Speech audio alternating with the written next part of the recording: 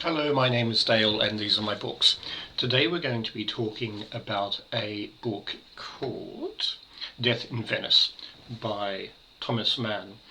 Thomas Mann is a German writer. He was around in the late 1800s and early 1900s, and he's a very famous 20th century German writer. Just a word about what these videos are about. These videos are not comprehensive reviews of books, but rather they're reviews and hints to help people who find reading fiction a little bit difficult. And what I want to do in these videos is just to outline the structure of the book, say what the main themes are about, tell you how I personally found the books, and so as a consequence of that there will be many spoilers. So, what is the novel about? It's actually not a novel, it's a novella. It's or sometimes called a short story. It's not very long. I read it in 2 sittings. And it is about a man. And this man is about 50 years of age. He's German. He's a serious intellectual. He is writing a biography. And he decides that he needs to take a break from his morning of hard, disciplined, self-contained work. So he goes for a walk, and during this walk he sees a man that looks at him in a funny way, and on his way back, passing the same spot the man has left.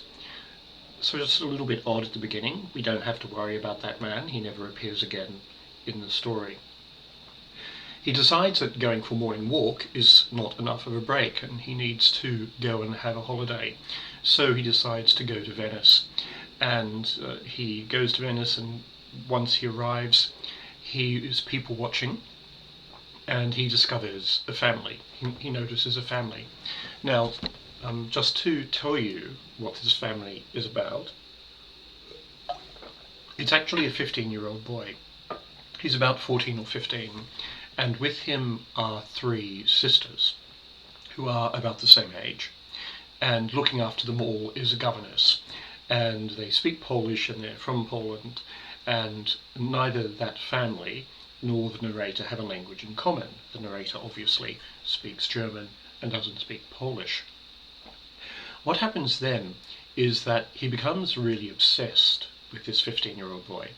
He just wants to look at this 15-year-old boy all the time. And it's portrayed very much in the novel as a matter of an appreciation of aesthetic beauty. And there are little side talks about philosophy and aesthetics and constraint and wild abandon. And this preoccupation with the boy gets a little bit carried away. And what he finds is that he starts to stalk the boy and the family. So when they go to the seaside, he goes along and he looks at the boy. And when they go to the hotel dining rooms to have something to eat, he's there looking at the boy. And when they go to various places around Venice, then he follows them and he's still looking at the boy. And there's actually a bit of a comical scene where the boy and his family get into a gondolier, and he gets into the gondolier behind them and says to the person punting the gondolier, follow that gondolier. And he's just following the gondolier so he can spend his time looking at the boy. This is time to pause. Is this a homoerotic attraction or not? Does the narrator fancy this 15-year-old boy? My response to that is obviously yes. He doesn't speak about it in graphic sexual terms, but I think there's an obvious sexual attraction there. It's very interesting that some reviews of this book, and particularly there's a YouTube video, goes to great lengths to say nothing to do with sex at all, nothing to do with sexual attraction. It's all the wonders of aesthetic beauty, and it's all the wonders of art and philosophy and all sorts of other things. And my response to that is, okay, let's get a bit real here. We have a 50-year-old man who's following a 15-year-old boy around town. This is a bit strange. Anyway, to continue with the story. Meanwhile, cholera breaks out in Vienna. And this is really quite important because dozens of people around Vienna are dying of cholera, but the local authorities are trying to keep it quiet. And the reason they're doing that is that this is peak tourist season. And if it gets out that there's cholera infecting Vienna, then obviously the tourists won't come. So they try to hush it up. And it's not until a little bit later that the narrator meets an English-speaking person who's a semi-official who says, look, cholera has broken out. If I were you, I would just leave. And you should leave now, because it could be that they introduce a quarantine on the city or on an area of the city, and you won't be able to leave. Then he goes to the seaside, the narrator, in order to look at the boy. And he's looking at the boy, and the boy walks out into the sea, and he's waist high in water. And the boy looks around and either makes contact with the narrator or is about to make contact with the narrator. And what happens then is that it's a few minutes before anyone comes to his assistance, because the narrator has in fact rolled onto his side and died. And that is the end of the story.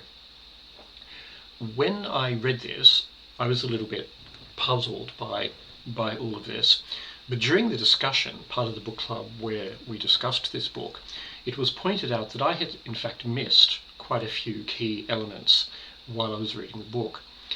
One was that after the narrator is told by the British official that cholera has broken out in Vienna and he should really leave, the narrator goes through a degree of introspection. Should he tell the boy, or should he tell the family, presumably via a translator, that cholera has broken out and they should leave? And the narrator decides, no, I'm not going to tell the family that cholera has broken out in Venice, because if I do that, then the boy will leave Venice. And I really quite like looking at this boy, so that's why I'm not going to tell them.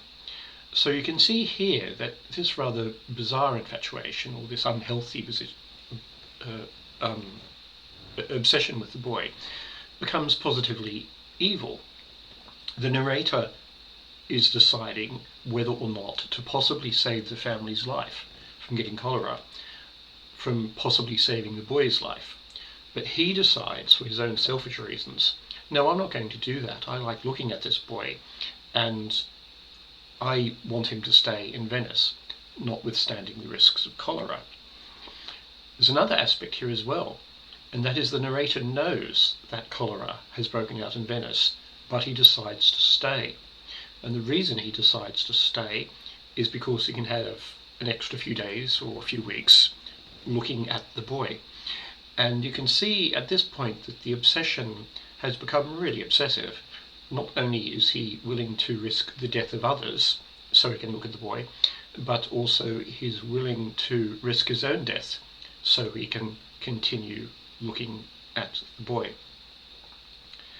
Then towards the end of the novel, the narrator buys some strawberries, and these strawberries are a bit dodgy, and the implication, which I completely missed, the implication is that they're infected with cholera, and that when the narrator dies on the sun chair at the seaside, he has in fact died of cholera. And I thought his death at the end was just some sort of metaphor for something or other, but I can see now that obviously the suggestion is that he died of cholera, and that was the price he paid for his obsession with the 15-year-old. So what did I think of the book? I found the narrator to be a little black and white as a character. I didn't really feel there was a lot of psychological depth there. In a similar book, Lolita, by Nabokov, the main character, Humbert Humbert, knows that his desire and what he's doing with Lolita is wrong.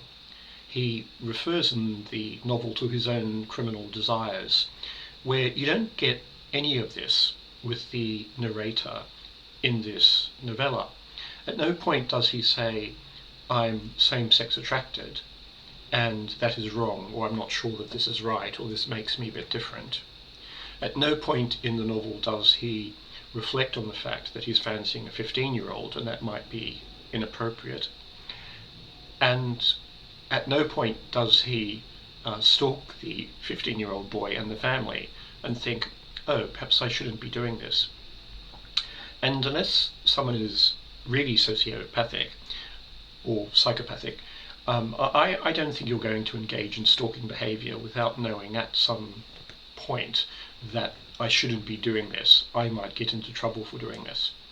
So that was an interesting thing of the story.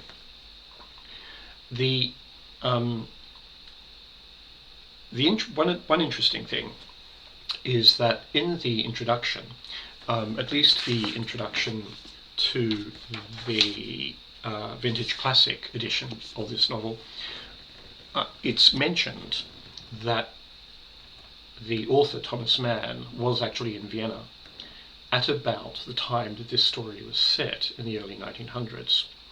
And his wife writes that she was aware that Thomas Mann did in fact fancy a boy. One small difference is that the boy wasn't 14 or 15 years of age, as is the case in the story, but the boy was 10 years of age. And that explains something that I read in the novella that didn't quite make sense to me. He referred to the 14, 15-year-old boy's underarms and said that they didn't have any hair. Now, I do know that children back in the day entered puberty at an older age because of poorer nutrition, but I would have expected 14 or 15-year-old boys, even 100 years ago, to have underarm hair. But once we find out that the boy that was the subject of Thomas Mann's desire was 10 years of age, well, then it makes a lot more sense. One thing that I really liked about the novella is that he's very, very good at creating atmosphere. Right from the beginning, when he is working on the book and he needs to take a break, he needs to go for a walk, you really feel as if you're in the narrator's mind. You really feel that you're walking down the street. You really get the impression that you're looking at this guy who's looking at him strange. And I felt that was a good part of the book. The other thing that came up during the discussion at the book group is, of course, this is an English translation, and so what I'm reading in the English may have a very different feel to it in the original German. And so what we need is someone to read both the English and the German and to then tell us how that works. I'm reading a little bit more recent translation. However, there is a translation written in the 1940s, I think it was, by a woman with a hyphenated surname, and all the reviewers say, stay away from that translation. And the reason is that she just engaged in a lot of self-censorship or censorship when it came to translating it from German into English. Death in Venice is a famous novella, really famous, and I thought it was an interesting novella to read, but I didn't quite work out why it was so famous. And I think the reason why it is so famous is because in 1971 there was a film made based on the book. From a cursory look at the movie and having read the novel once, it's a fairly faithful adaptation. It was made in 1971, it was called Death in Venice, and the director was somebody called Visconti. I'm really not into movies, and so I've heard the name Visconti before, but apparently he was a very, very famous director. The movie spends a lot of time with lingering shots of piazzas and statues and all sorts of other things. So if you don't mind not a lot of dialogue for minutes at a time, so the film is a bit arty, this is the film for you. But if you like your films where things happen on a fairly regular basis and where people talk to each other more or less most of the time, then like me, this film may not be for you. Final point about the film is that it starred a British actor called Dirk Bogarde, and although this novel has a gay theme, Dirk Bogarde, who played the narrator in the film, was himself gay, and he appeared in another gay film called Victim, which I highly recommend. That's a film where things happen on a fairly regular basis, including dialogue. So if you're going to read one Thomas Mann book, then this could be good, excuse me, because it's quite short. But it may or may not be representative of his whole work. He did win the Nobel Prize, but he didn't win the Nobel Prize for this novella. So if you want to have a look at that, you can look it up look at Wikipedia and find what he did win the Nobel Prize for. So I hope that's helped in reading the novel. I'm going to be speaking about two other novels or novellas written by Thomas Mann, and I'm going to make them separate videos so they're not so it's not one very, very big novel. But last night at the group we spoke about 2 or 3 of those novellas. So I hope this helps you in reading the book, and thanks for listening.